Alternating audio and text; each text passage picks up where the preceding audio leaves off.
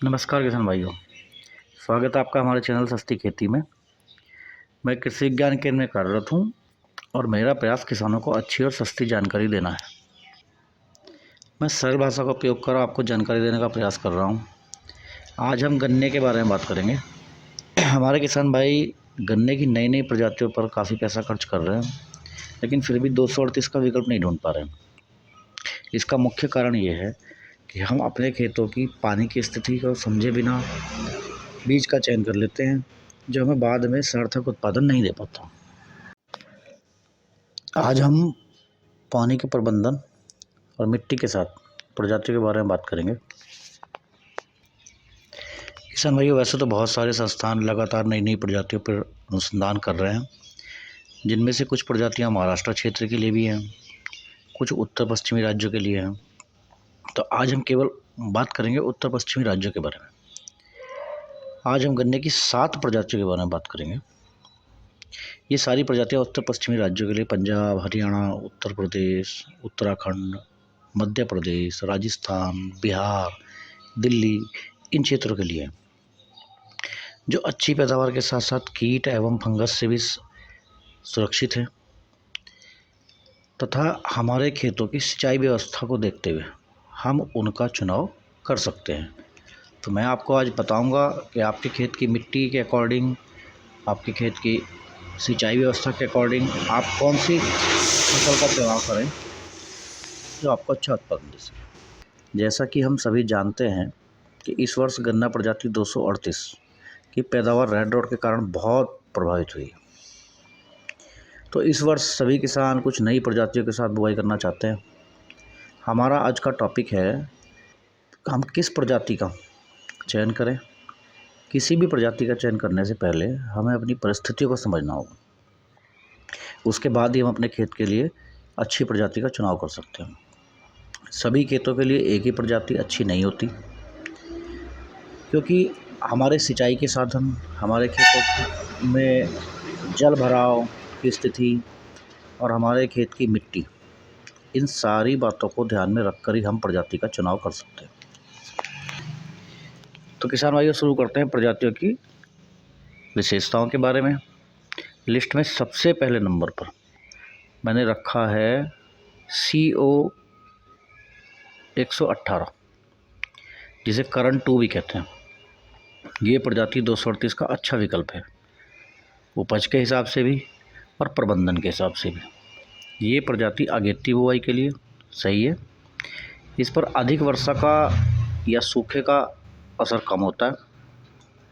इस प्रजाति में टॉप बोरर की समस्या भी कम है और उत्पादन में ये प्रजाति 238 का मुकाबला करती है।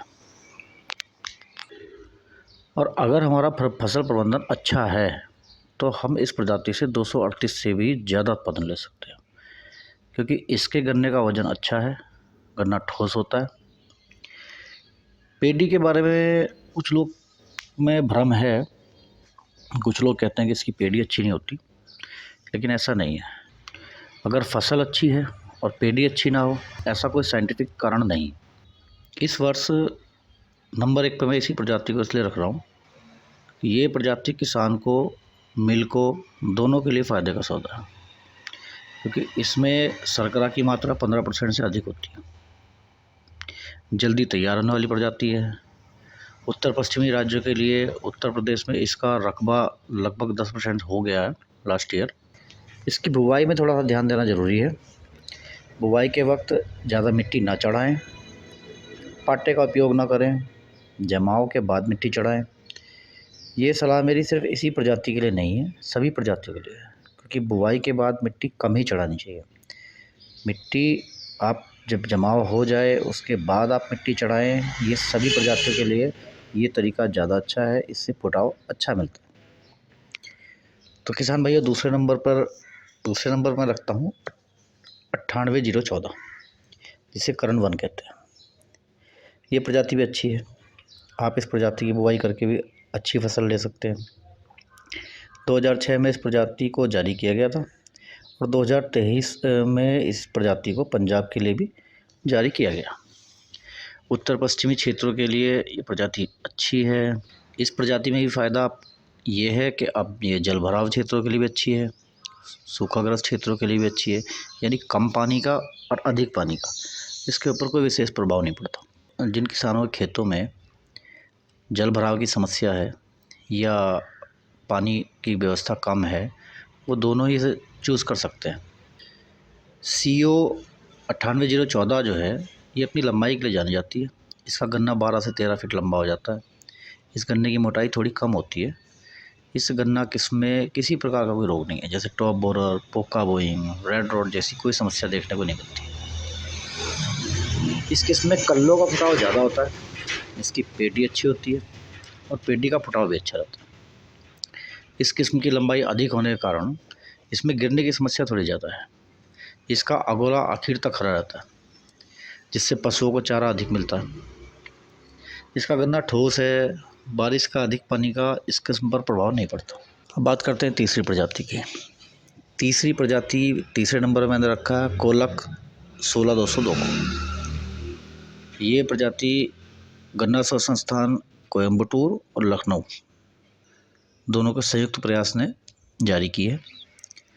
अगेती प्रजाति है, लंबाई अच्छी है, रेड रॉट के लिए प्रतिरोधी है, मतलब लाल सड़न के फंगस का प्रकोप इस प्रजाति के ऊपर नहीं होता।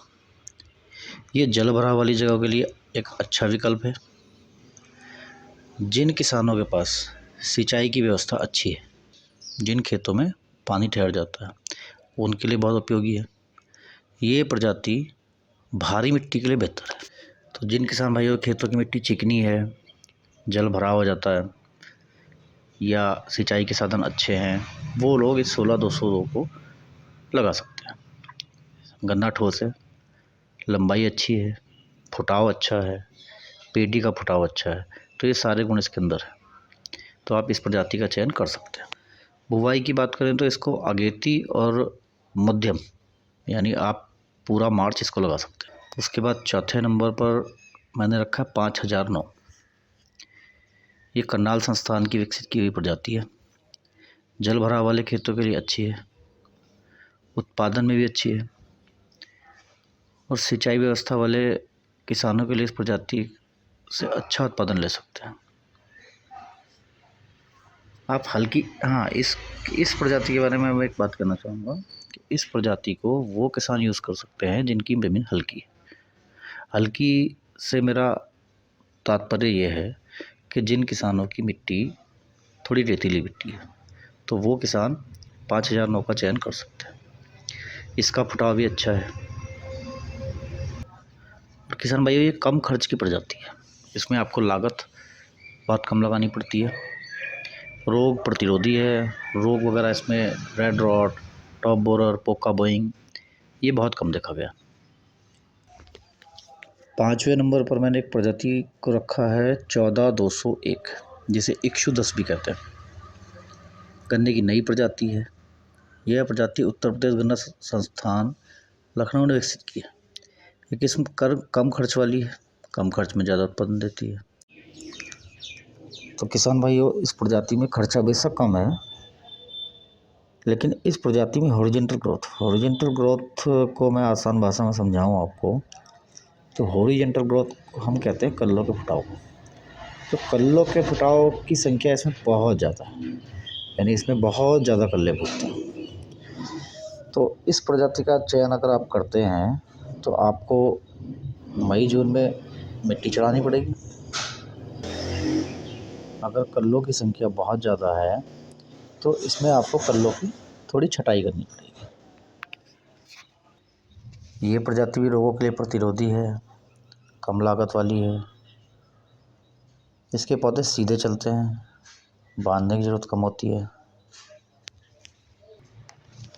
हल्की भूमियों के लिए एक बेहतर विकल्प है। तो जिन किसान भाइयों को ज़्यादा कल्ले चाहिए, जिनके यहाँ फुटाव की समस्या होती है, मिट्टी हल्की है, तो उन किसान भाइयों के लिए ये प्रजाति बहुत उत्तम है।